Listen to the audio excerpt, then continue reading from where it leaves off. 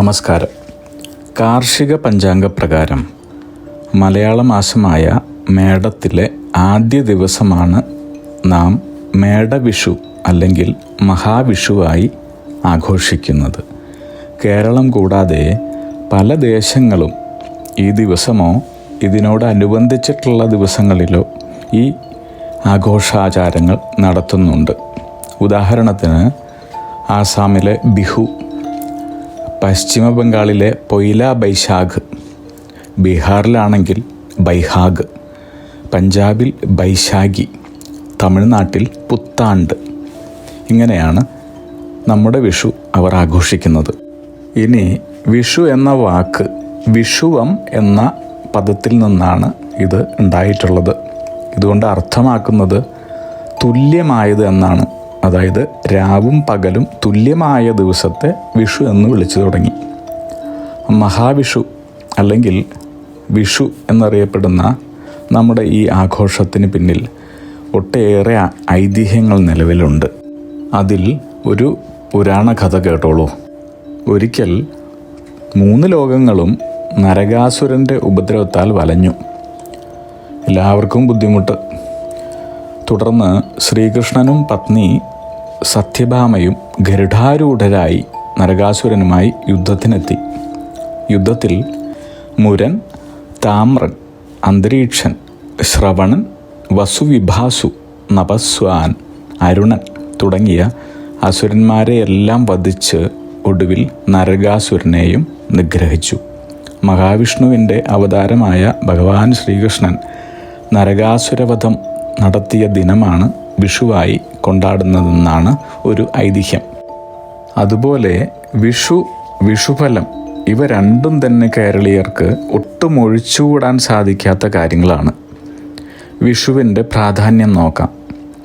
വിഷുവിനോടനുബന്ധിച്ച് ആചാരപരമായി ഏറ്റവും പ്രാധാന്യം കൽപ്പിക്കുന്നത് വിഷുക്കണിക്കാണ്. സൂര്യൻ മേടം രാശിയിലേക്ക് സംക്രമണം നടത്തുന്ന സൂര്യോദയത്തിലാണ് വിഷുക്കണി ദർശിക്കേണ്ടത്. ശുഭമുഹൂർത്തത്തിൽ വിഷുക്കണി ദർശിച്ചാൽ അടുത്ത വിഷു വരെ സർവൈശ്വര്യങ്ങളും സമൃദ്ധിയും അനുഭവിക്കാൻ സാധിക്കുമെന്നാണ് വിശ്വാസം. വിഷുമുഹൂർത്തത്തിൽ തന്നെ വിഷു കൈനീട്ടം സ്വീകരിക്കുന്നത് സമ്പത്ത് സമൃദ്ധി പ്രദാനം ചെയ്യുന്നതായി വിശ്വസിക്കുന്നു. എല്ലാ സമസ്ത ഐശ്വര്യങ്ങളും സമ്പത്തും ജീവിതത്തിൽ ചൊരിയുവാൻ വിഷു ആചരിക്കുന്നു. സൂര്യൻ ഒരു രാശി മാറി അടുത്ത രാശിയിലേക്ക് സഞ്ചരിക്കുന്നതിനെ സംക്രാന്തി എന്ന് പറയുന്നു. സംക്രാന്തികളിൽ ഏറ്റവും പ്രധാനമായവ മഹാവിഷുവം, അതായത് മേഷാദി എന്നാണ് പറയുന്നത്. കേരളത്തിൽ പ്രധാനമായും 2 വിഷുവാണ് വരുന്നത്. മേടത്തിൽ വരുന്ന മേടവിഷുവും തുലാമാസത്തിൽ വരുന്ന തുലാവിഷുവും. സൂര്യൻ മേടം രാശിയിൽ പ്രവേശിക്കുന്ന ദിവസം ഭൂമധ്യരേഖാ പ്രദേശത്ത് സൂര്യപ്രകാശം 180 ഡിഗ്രിയിൽ നേരെയാണ് പതിക്കുന്നത്. ഈ ദിവസം രാത്രിയുടെയും പകലിൻ്റെയും സമയദൈർഘ്യം ഒന്നായിരിക്കും, തുല്യമായിരിക്കും. അങ്ങനെ ഋഷിവര്യന്മാരും നമ്മുടെ പൂർവികരും യാതൊരു വിധത്തിലുള്ള സാങ്കേതിക ഉപകരണങ്ങളും ഇല്ലാതിരുന്ന കാലത്ത് സൂര്യൻ്റെ സംക്രാന്തിയും ഭൂമിയുടെ അച്ചുതണ്ടിൻ്റെ പ്രത്യേകതകളും കാലാവസ്ഥാ വ്യതിയാനങ്ങൾ, മഴ തുടങ്ങിയവ വിശദമായി മനസ്സിലാക്കിയുള്ള അടുത്ത 1 വർഷക്കാലത്തെ പ്രവചനങ്ങൾ നടത്തിയിരുന്നു എന്നത് നമുക്ക് തികച്ചും അഭിമാനജനകമായ കാര്യമാണ്. യഥാർത്ഥത്തിൽ വിഷുവങ്ങളിൽ പ്രധാനമായ മഹാവിഷുവം അല്ലെങ്കിൽ വിഷു ഇപ്പോൾ 24 ദിവസങ്ങളോളം പിന്നിലാണെന്നാണ് വിദഗ്ധർ പറയുന്നത്. ഭൂമിയുടെ അച്ചുതണ്ടിൻ്റെ വൃത്താകൃതിയിൽ ചലിക്കുന്ന പ്രതിഭാസത്തിൻ്റെ വ്യത്യാസമാണ് ഇതിന് പിന്നിൽ. മുൻപ് മഹാവിഷുവം മേടമാസത്തിൽ കൃത്യമായി വന്നിരുന്നു. ഈ ഭൂമിയുടെ അച്ചുതണ്ടിൻ്റെ ഈ വ്യത്യാസം കാരണം മഹാവിഷുവം ഇപ്പോൾ മീനരാശിയിലാണ് വരുന്നത്. പക്ഷേ നാം വിഷു ആചരിക്കുന്നത് മേടമാസത്തിൽ തന്നെ തുടരുന്നു.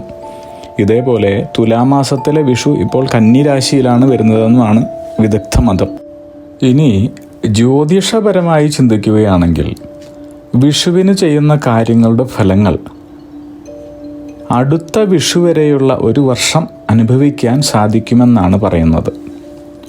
അതിനാൽ വിഷു ദിവസം ശുഭകരമായ കാര്യങ്ങൾ ചെയ്യുവാനോ തുടക്കം കുറിക്കുവാനോ ആളുകൾ ശ്രമിക്കുന്നു. പണ്ട് മുതലേ തന്നെ കേരളത്തിൽ വിഷുഫലം പറയുന്ന പതിവുണ്ടായിരുന്നു. അടുത്ത ഒരു വർഷത്തെ ഗ്രഹങ്ങളുടെ സ്ഥാനങ്ങൾ ഗണിച്ച് അതിനെ അടിസ്ഥാനമാക്കിയാണ് വിഷുവിന് ഫലം പറയുന്നത്. സൂര്യൻ്റെ മേടസംക്രമണം കണക്കാക്കി വിവിധ തരത്തിലുള്ള ഗണന ചിന്തകളിലൂടെയാണ് ജ്യോതിഷികൾ വിഷുഫലം പ്രവചിക്കുന്നത്. ഇങ്ങനെ പ്രവചിക്കുന്ന വിഷുഫലത്തിന് ഓരോ കേരളീയൻ്റെയും ജീവിതത്തിൽ ഉള്ള പ്രാധാന്യം പറഞ്ഞറിയിക്കാൻ സാധിക്കുന്നതല്ല. അടുത്ത ഒരു വർഷക്കാലത്തെ ജീവിത പ്രതീക്ഷകളും മോഹങ്ങളും ചിന്തകളും, അതായത് വിദ്യാഭ്യാസം, വിവാഹം, സന്താനങ്ങൾ, ഗൃഹനിർമ്മാണം, ജോലി, ബിസിനസ്, മറ്റു കാര്യങ്ങൾ, അങ്ങനെ ജീവിതത്തിൻ്റെ എല്ലാ മേഖലകളിലുമുള്ള കാര്യങ്ങളെല്ലാം ഈ വിഷുഫലത്തെ അടിസ്ഥാനമായാണ് ഒരു ശരാശരി കേരളീയൻ ചിട്ടപ്പെടുത്തുന്നതും ശുഭാപ്തി വിശ്വാസം നേടുന്നതും.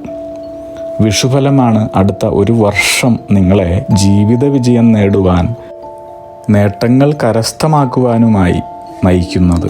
അതുകൊണ്ട് തന്നെ വിഷുഫലത്തിന് വളരെ വലിയ സ്വാധീനമാണ് ഉള്ളതെന്ന് പറയാം. ഇനി നിങ്ങളുടെ വിഷുഫലം എങ്ങനെയാണ് ജീവിതത്തിൽ പ്രതിഫലിക്കുന്നതെന്ന് നോക്കാം. പഴമക്കാർ പറയും, നല്ല മഴക്കാറുണ്ട്, ഇന്ന് മഴ പെയ്യും. കുറച്ച് കഴിഞ്ഞാകട്ടെ കാറ്റ് വരികയായി, മഴയൊട്ട് പെയ്യുന്നുമില്ല.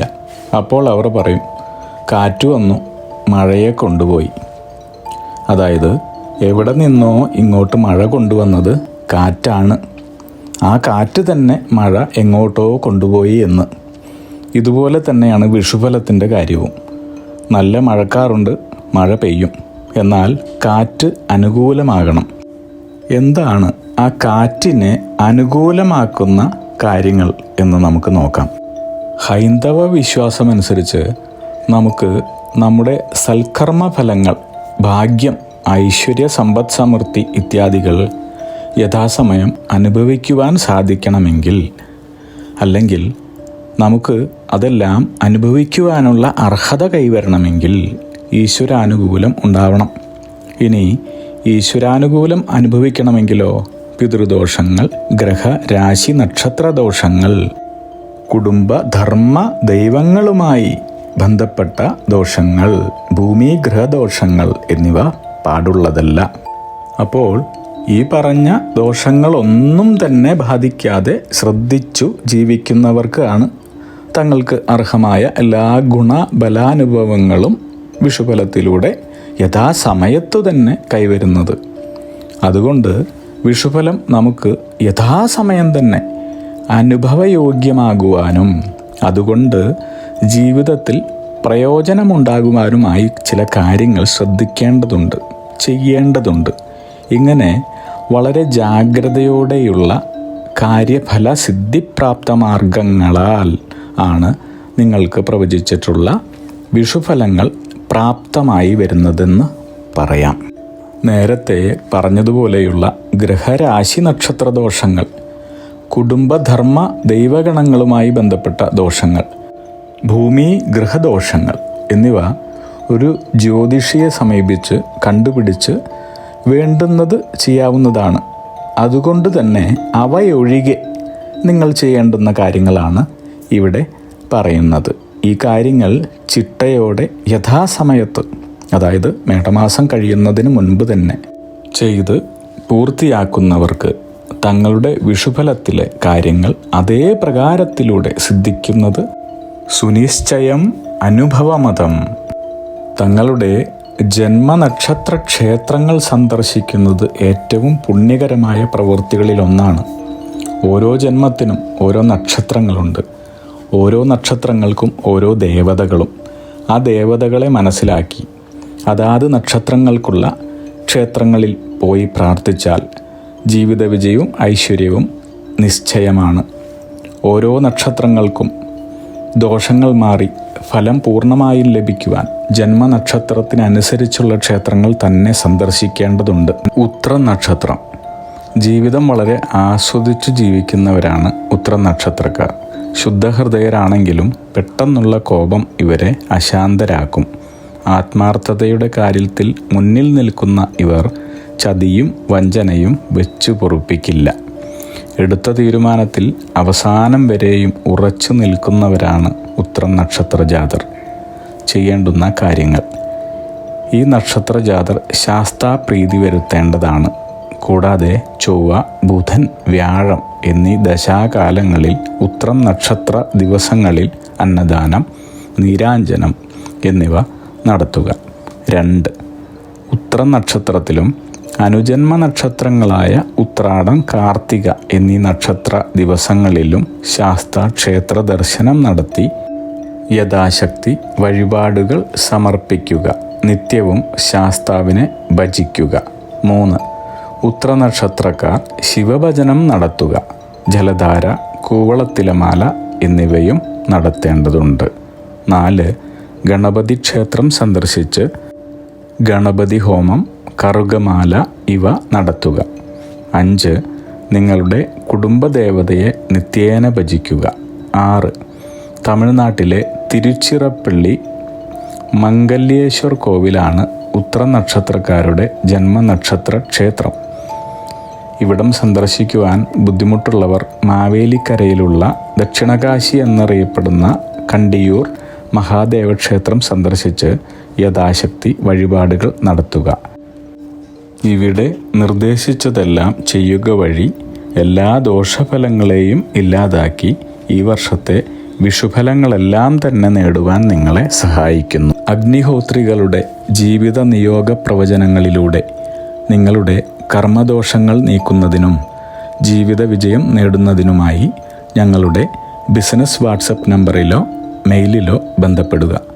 പരീക്ഷ, ഇൻ്റർവ്യൂ, ഇഷ്ടജീവിത പങ്കാളി, വിവാഹം, സന്താനഭാഗ്യം, രോഗദുരിതങ്ങളിൽ നിന്നുള്ള മോചനം, ഉദ്യോഗസ്ഥാന ലബ്ധി, ഭൂമി സ്വീകരണം, ഗൃഹനിർമ്മാണം, ഇഷ്ടജനലബ്ധി, ദാമ്പത്യ സൗഖ്യം, ജോലി, ബിസിനസ്, മറ്റു കർമ്മരംഗങ്ങളിലെ അഭിവൃദ്ധി, ആയുരാരോഗ്യ സൗഖ്യം, സർവസമസ്ത സമ്പദ് സമൃദ്ധി തുടങ്ങി എല്ലാ ജീവിത വിജയങ്ങൾക്കും കൂടാതെ സമ്പൂർണ്ണ ദോഷപരിഹാരങ്ങൾക്കും ഇഷ്ടകാര്യ വിജയങ്ങൾക്കും സർവ്വ ഐശ്വര്യങ്ങൾക്കുമായി വിവിധ രത്നക്കല്ലുകൾ ധരിക്കുന്നതിനുള്ള ഉപദേശങ്ങൾക്കായും പ്രശ്നപരിഹാരങ്ങൾക്കുമായി നിങ്ങൾക്ക് അഗ്നിഹോത്രി ജീവിത നിയോഗ ആചാര്യന്മാരുടെ ഉപദേശം സ്വീകരിക്കാവുന്നതാണ്.